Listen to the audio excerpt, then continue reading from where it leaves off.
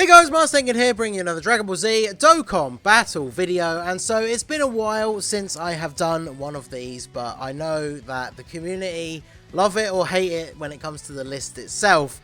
The community does seem to love a good tier list, whether it be one that the person has made themselves, whether it's reacting to one. I remember I did the videos not super long ago. I think it was it before the anniversary, reacting to the tier lists that my buddy Nagato, who is a Grand Cross YouTuber who also plays Dokkan, made a reaction to his tier lists, and those videos were quite fun. And I've seen a lot of people talking about some of the new units, especially like where do the new LRs stack up that have released in part 1, where do the EZAs like Namek Goku stack up as well. So I figured I would jump in and do a sort of mini tier list. I'm going to do top 5s rather than top 10s, because for me personally, I don't spend a huge amount of time like organizing these units into lists. But I think when you hyper-focalize on the very top end of the list, like the top 5, that's where people have sometimes a majority of the same units, but not necessarily in the same order. So I thought it'd be fun to do that. Let me know what you guys think down below. I'll probably do EZAs and, well, I'll do EZA TURs, probably not EZA LRs included, but I'll do EZAs and I'll do probably Dokkan Fest exclusives as well. Let me know what you guys think down below in the comment section. So we're going to do the top 5. I am going to start with number 5 first and work up to the top. I mean, once we get to like 3, probably you guys will be able to figure out who the remaining ones are, but these are obviously my opinions. I want to get this out there straight away. So these kind of things are obviously fun to do, and not everybody is going to agree, and that's fine. If you don't agree with the placements, then let me know down below in the comment section why you disagree. I have absolutely no issue whatsoever with people disagreeing with my opinions. Just be civil about it. I am more than happy to have like fun debates and discussions with people about Dokkan and units in Dokkan. There's no need for people to get like, you know, uncivil about it. We can have fun conversations about this game without agreeing, which sometimes, especially when you look at Twitter, it doesn't seem like that is the case, but we can have fun discussions about this game even if we don't agree. So let us go ahead and jump straight into number 5. This is the top 5 LRs on global. I realized I should actually mention that, right? I should specify the fact that this is on global only, as I am a global player. I have mentioned many times before in videos and on streams, I do not like to evaluate or like rate units that I have not used myself, because that's a whole other conversation we can get into. Whilst there is obviously, you know, you can tell numbers wise just from looking at the unit stats. You can plug those into like a calculator or a spreadsheet and you can see, you know, what their defense is going to be under certain situations, what attack stats they're going to hit under certain situations. But I don't feel like that is enough information to fully rate a unit, so I like to play with the units myself. So this is the top 5 LRs on global as of the, I'm recording this on the 5th of September. This is obviously before the part 2 worldwide celebration units come out, so I'll probably do an updated one after that. But we're going to go ahead and come in at number 5, and that is the Tech LR Super Saiyan Goku and Super Saiyan Gohan. So this unit came out during the Golden Week celebration earlier this year as the part 2 LR to the Goku, Gohan and Cell Dual Dokkan Fest. And this unit was very, very good straight off the bat. I remember people having this unit pretty high in their own personal tier lists when this unit came out, because they are very, very powerful. They raise defense on both of their super attacks. They are able to do a pretty crazy amount of damage. They do get additional stats, including crit chance with key spheres obtained, so they can build up to doing a pretty solid amount of damage as well as getting that free crit chance. If you're doing an ultra super, they're getting a pretty large boost to both attack and defense on super attack. And as we've seen lately with a lot of the Dokkan Fests, a lot of new units that have been releasing have this mechanic where they get a lot of attack on super, because that allows these units to hit these much higher numbers, especially when there is support on the rotation. They also have the additional key per key sphere obtained, so it's a lot easier to get their 18 key super. And then they launch a guaranteed additional super if you get their key to 20 or if you've used their active skill that turn. Now, this is a unit I can say from personal experience that obviously gets much better once you start to pull dupes, because, you know, 55%, unless you put an additional skill orb on them, you can't get an additional super other than the one from their passive, as long as you've met those requirements. But once you get that slightly higher additional chance, you will start to see turns where they triple super attack much more regularly, and then obviously that's when this unit starts to look pretty crazy, because all those additional super attacks are raising their defense, and so their defense is going to be very high once they've gotten all of their attacks off. And then the active skill, facing only one enemy whose HP is 59% or less, starting from the 5th turn, or when HP is 58% or more, starting from the 7th turn. Nice little way of you being able to see it in like a longer form event, if you don't get the timing right for like the enemy's HP. So active skill, obviously very powerful. That obviously triggers, as per their passive, the additional super for that turn. So overall, this unit is very powerful. Now, I feel like they dropped down the list fairly quickly, because of the fact they released alongside the STR Goku and Gohan, but both of these units are not really good in slot 1 units, and both of them really needed a unit to come out who could take over that slot 1 role, at least until the STR Goku and Gohan exchange into Gohan, and then of course they become a slot 1 unit. But both of these units were very powerful, like able to deal quite a lot of damage, and not good in slot 1. So it kind of made the team build for them a little bit wonky. But these guys, I think, are back on the come up thanks to another unit that we're obviously going to talk about. I'm sure you guys can guess. But I'm having a lot of fun using this unit again. I think I might actually drop a video on the rotation that I'm talking about. Maybe tomorrow, who knows. But Super Saiyan Goku and Super Saiyan Gohan are at number 5. So moving on to number 4, we have the 7th anniversary Super Saiyan 4 Goku and Super Saiyan 4 Vegeta. Now, I'll give you guys a bit of a spoiler thing straight away, because I think it makes it easier to talk about the comparison between these two. I have the Gods at number 3. So, Gods at 3 and the Super Saiyan 4s at 4. Now, some of you out there who've been around the channel since these units came out, you might be thinking, whoa, Ningen, what's going on? You've switched up on our boys, the Super Saiyan 4s. Now, I'm going to get this explanation out of the way straight away.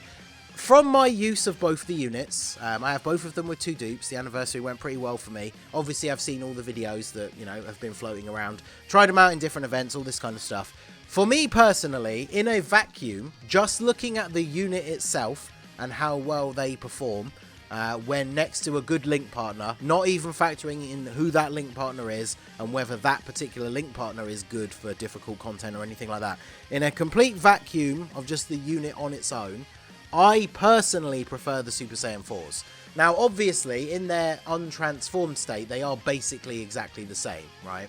And then once you transform, Super Saiyan 4 Gogeta has the super attack counter chance and has extra damage reduction with rainbow orbs, whereas the Gods, once you transform, they have the dodge chance, which you can get extra from the rainbow orbs as well. So, in certain events where you cannot dodge, obviously this part of the God's ability essentially becomes useless. And then, of course, Gogeta, you can't dodge, you can't counter supers either, but damage reduction is a nice little thing to have. Now, both of these units, if we take into account Cell Max, for example, and which is an outlier, hardest hitting event in the game, both of these units, if you were to put them in slot 1, they get absolutely crushed, even by his normal attacks. Because the Cell Max event doesn't really give you a long enough time to build up defense, like build up their stacks before they transform. Now, both of them, after supering, because they massively raise their defense on their 18 key, and then you can get the additional with the 12 key. Now, bear in mind, Gogeta does not get a guaranteed additional super attack, whereas the Gods do, as long as you get the 20 or more key once you've transformed, which Gogeta does not have, unfortunately.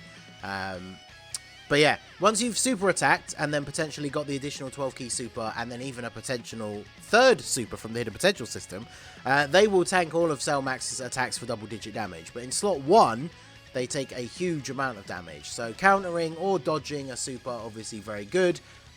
So I think overall for the Gods, unless you know where the super is and you're putting Gogeta there for the counter, against Cell Max, I think the Gods are slightly better.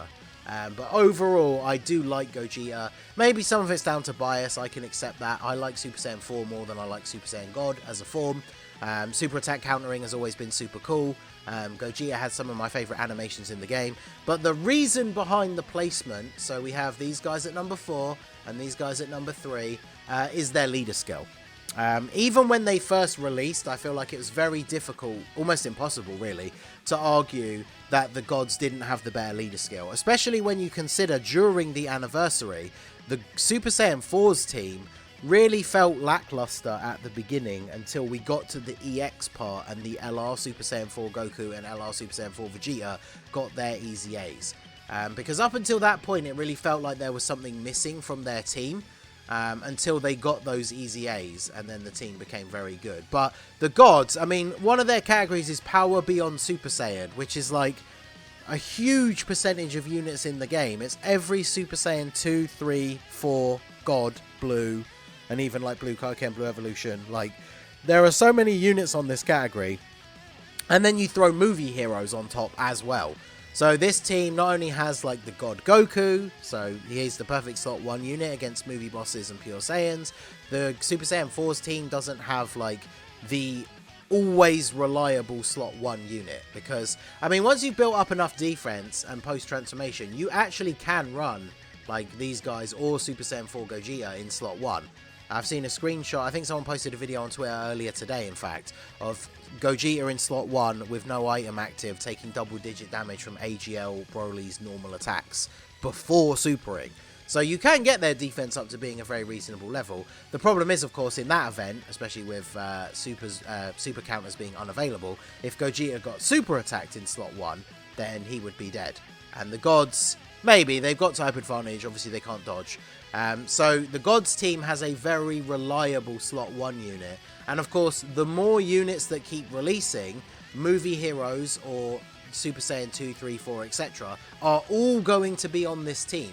Whereas obviously the Super Saiyan 4s only get fusions or GT heroes. And who knows how long it'll be till we revisit GT. I mean, obviously the new Goku is on the Gods team and links up very well with them. Whoever the Part 2 Super type LR is going to be on their team as well. So when it comes down to it, even though I do slightly prefer the Super Saiyan 4s, and it is pretty close, it's hard to deny that these guys are better than them now, with everything considered when you think about the leader skill as well as the team, just the general team that you can build with them. So very, very good. And of course, you know, the fact they have prepared for battle and the Super Saiyan 4s have shocking speed makes it a little bit more difficult to fit them into other teams, just like as a fun extra unit on the team. So as much as I do prefer them slightly personally, I don't think I can really argue that they are better than the gods when you consider the current landscape of the units that are available and the meta. So now we move on to the top 2. I feel like it's pretty obvious who the top 2 are going to be. If you've been watching a lot of my videos or my streams or paying attention to stuff I post on Twitter, you can probably guess the order that I've put them in. And we're going to go ahead and jump straight in. So at number 2, I have the new Tech LR Super Saiyan Goku, the Carnival exclusive movie hero, Super Saiyan 2 Goku. Now, obviously, that means you guys know who's going to be at number 1. I mean, there's no point even like wasting time, right? Number 1 is cooler. Number 2 is Goku. Now, there's a few reasons for that, and I'm sure I can hear people out there furiously typing away about how they think Goku is better, which is fine. I do think they are very, very close. I will go on record straight away as saying if you have Goku at 1 and Cooler at 2, I'm not really going to argue with you a huge amount. I think they are the 2 best LRs on Global right now, and it comes down to personal preference and playstyle, I think. So, for Goku, he's obviously very, very good defensively. I mentioned already that Cell Max is like an outlier event because the first 2 phases are really, really short and very quick, and then the last phase is just an absolute insane, like, damage out the arse everywhere, like, crazy damage stage, right? So, Goku struggles against Cell Max because he infinitely stacks defense on his 12-key super, and then he's one of those units, there are a fair few of them in the game now, where he has to get hit first, and then he gets his big defensive bump. So the problem with the Cell Max event in particular is you don't get a chance to get a lot of stacks with him because he can actually do very reasonable damage as well. because once he's received an attack, his attack's effective against all types as well. So even if his attack stat isn't as high as other units, he is actually doing that little bit of extra damage. The problem is, if you get to Cell Max and he eats a super in slot 1, he still takes a ridiculous amount of damage. Now, as I said already multiple times, Cell Max is an outlier. I'm not going to use that solely to rate the unit. It's my personal experience. I've been recording a lot of Cell Max videos lately, so I admit that my reflection on this unit might be slightly biased. But when it comes to taking into account everything that the unit does, this unit definitely is a fun unit and can be more reliable than Cooler. I will say that. Like, as long as you're not eating a super as the first attack of the turn, this unit is very, very defensively reliable. And one of the reasons why he's so good is this is what comes back to what I was talking about with entry number 5, the Super Saiyan Goku and Gohan, is they now have a perfect slot 1 partner with this Goku. For like a Goku family team or like Kamehameha, something like that, right? You can put this guy in slot 1, put them in slot 2, then they don't need to worry about getting attacked before they've supered, and then they can cook. So, like I said earlier, I might do a video on the Goku and Gohan rotation, because I actually think it is very fun, works quite well, and this is the slot 1 partner that they absolutely needed in order to shine a bit more in the current meta. So, Goku is very good. When it comes to my negatives about him, so the drawbacks, the things that keep me from immediately putting him at number 1, the first thing straight away is his leader skill.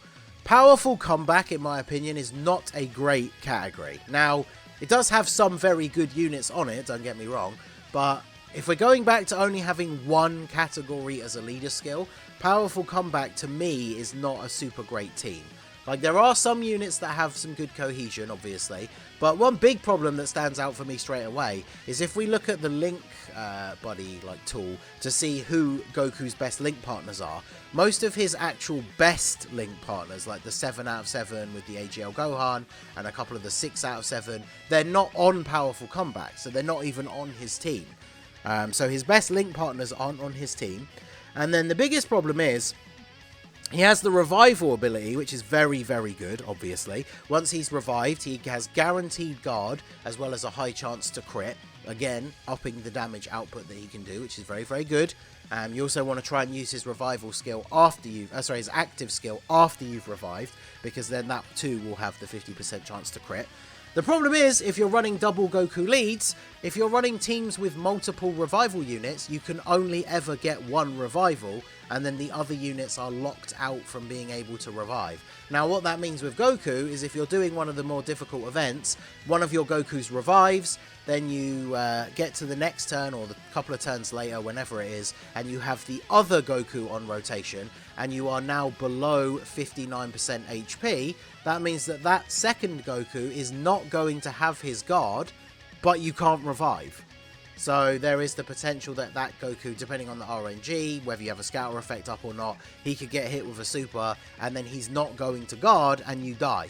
And, like, again, like, I'm not using that event solely to rate units, but that happened to me in one of the videos that I put up. I think it was the Tech Gohan versus Cell Max video, where I completely forgot, had Goku in slot 3, because it was the Gohan rotation that we were showing off. He got off his 18-key super, his defense would have been pretty decent for that turn, then he got supered in slot 3, and his guard wasn't active because the other Goku had already revived, and so I died. So, now I'm not saying just because he dies to a super from Cell Max, that means he's not number 1, because Cooler dies to a super from Cell Max, but I don't like his team design, like in terms of his leader skill. I think that is a huge letdown. But other than that, Goku is very good. Also, this is a personal preference, but I find his animations kind of underwhelming. I don't think they're bad quality. I just don't think they are like super hype to me. And that is a completely personal thing. And if you don't agree, then obviously I'm not going to argue, right?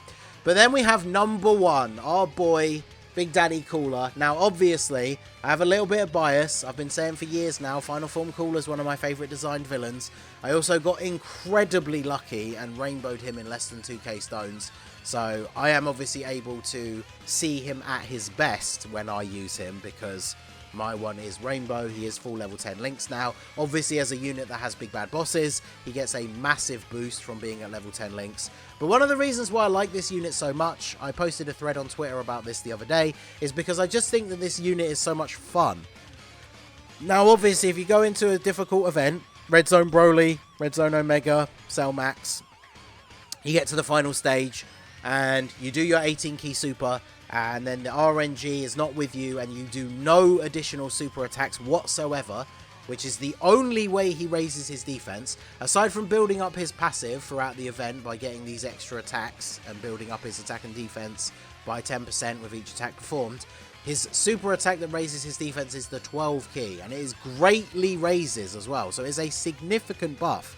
Now, because he gives himself a ton of extra key, and he links very well with his team, by the time you get to the end of the event, it's almost impossible to not get his 18 key super, which then means you are completely relying on the RNG of his additionals for him to get actual defense. Now, I will say, against Cell Max, again, I keep referencing that as an example, I know it's not the be-all and end-all of the game, but I have had a 55% friend cooler after getting 2 of the 12 key supers from his additionals, tanks normal attacks from Tech Cell Max for double-digit damage, which is really, really good when you think about how other units in the game take damage from Cell Max. Because I don't want to use, like I said many times, I'm not using that event as a measuring stick, but you can compare, like, so many other units in the game will take like 30, 40, 50k plus from normal attacks from Cell Max. This cooler, after getting 2 12 key supers at 55%, takes double digits.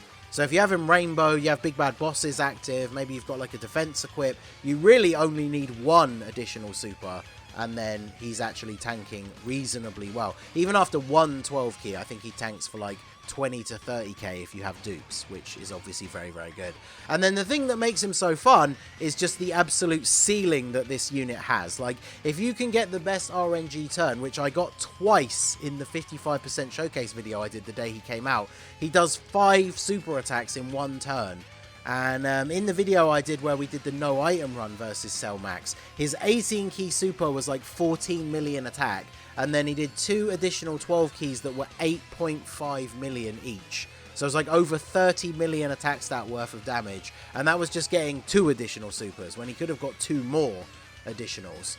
And then of course he has his active skill. I posted a screenshot yesterday of doing the active skill while doing the Shadow Dragons Red Zone stage in the final stage against Ice, and I used his Supernova active skill crit for 25 million damage, and he went from full health to having like a third of his final health bar left. So Cooler is an absolute machine when it comes to putting out damage. His team is really, really good. And I mean, on Global, we don't even have like LR Golden Freezer, who's going to be a very nice addition to his team.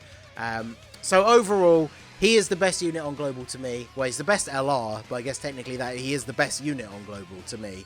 And again, it's down to personal preference. If you want to put Goku at 1 and Cooler at 2 because you prefer his defensive reliability, then I'm not going to argue. Like, I can see the arguments for that. But for me personally, whether it is tinged with a little bit of bias and just the fact I like to see big attack numbers go brr, then maybe the Cooler is at number 1 for those reasons. But that is my top 5 LRs on Global.